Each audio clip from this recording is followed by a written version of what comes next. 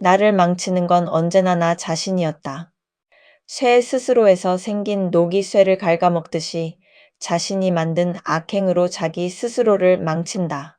개인적으로 좋아하는 개송이다. 쇠 스스로에서 나온 녹으로 쇠가 부서진다. 어느 누구도 자신을 망가뜨릴 수 없다. 결국 자신이 만든 욕심과 그릇됨으로 자기 스스로를 망치는 법이다. 조병화 시인의 천적이라는 시가 이 개송을 설명하기에 적합하다. 천적이란 동물 세계에서나 인간 세계에서 자신을 가장 위협하는 존재이다.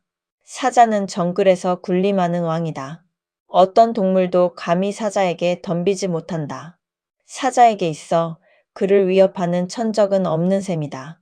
그런데 그 용감무쌍한 사자에게도 무서운 적이 하나 있다. 그 적은 사자의 몸속에 생겨난 작은 벌레이다. 사자신 중충이라는 말이 있는데 사자의 몸에서 생겨난 벌레가 사자의 살을 파먹어 간다는 뜻이다. 결국 아무리 용감한 사자도 외부가 아니라 내부에서 생겨난 작은 존재에 의해 무너진다.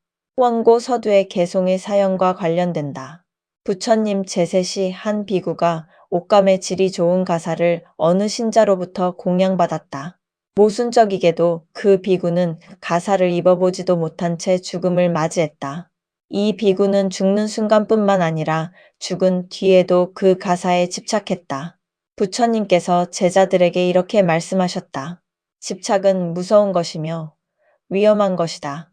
쇠에서 나온 녹이 쇠를 삭히듯이 사람은 자신의 집착으로 자기 스스로를 망치고 있다. 비구들은 어떤 공약물이든 풍족하기를 바라지 말고 집착해서는 안 되느니라. 수행자가 집착으로 인해 자신을 망치고 있으니 집착을 버리라는 뜻이다.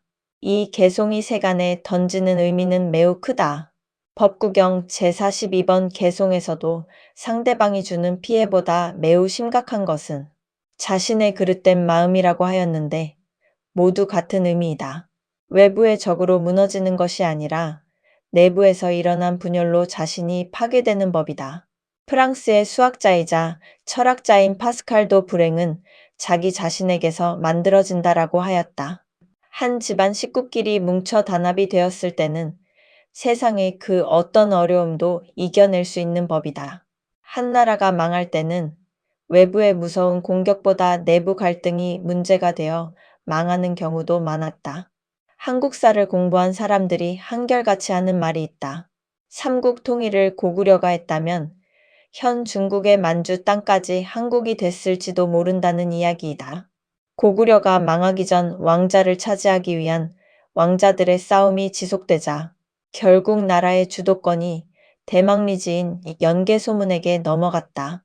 그런데 연개소문이 죽자 이번에는 그의 세 아들이 서로 군권을 장악하려고 싸움을 하였고 결국 신라에게 망하게 된다. 아무리 강력한 국가일지라도 내분이 있으면 몰락하는 것은 한순간의 일이다. 인생에서도 전쟁의 적군을 물리치는데 집중하는 사람보다 자신을 이기는 사람이 위대한 승리자가 된다. 자신을 극복하는 것이 최선의 길이다. 어떤 일을 이루고자 했을 때 게을러지는 습성, 편안함 추구, 못된 근성 등을 이겨내야 한다. 진정 이것을 이겨냈을 때 인생에서 승리자가 되는 법이다. 히말라야 산 정상에 오르는 것도 추위와 고통 속에서 자기 자신을 이겨낼 때 가능하다고 본다. 이 세상은 신이 주는 능력과 의지대로 살아가는 것이 아니라 자신의 의지로 살아가는 것이다. 하늘은 스스로 돕는 자를 돕는다라고 하였다.